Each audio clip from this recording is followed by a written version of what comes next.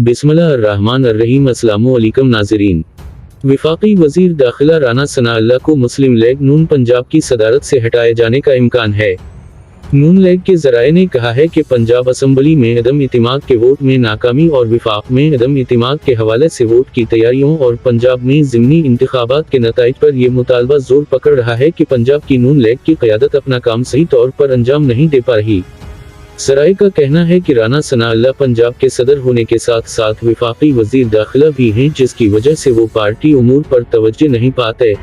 ज़राए का मज़ीद कहना है कि लंदन में पार्टी क़यादत को एक भी भिजवाई गई है, जिसमें तमाम वजूहात बयान की गई हैं। लंदन में क़यादत ने पार्टी में बड़ी तब्दीलियां लाने के लिए मशावरत भी शुरू कर दी है। ज़राए का कहना है कि इन वजूहात पर राना सनाउल्लाह को मुस्लिम लीग नून पंजाब की सदारत से हटाए जाने का इम्कान है। ज़राए का कहना है कि ख्वाजा साद रफ़ीक और हसन इकबाल ने पंजाब की सदारत संभालने से मुआज़रत कर ली है। मरियम नवाज गुरूप अलीम खान को पंजाब का सदर बनवाने में सरगर्म है। रवां हफ्ते लंदन में पार्टी रहनुमा का अहम इजलास भी बुला लिया गया।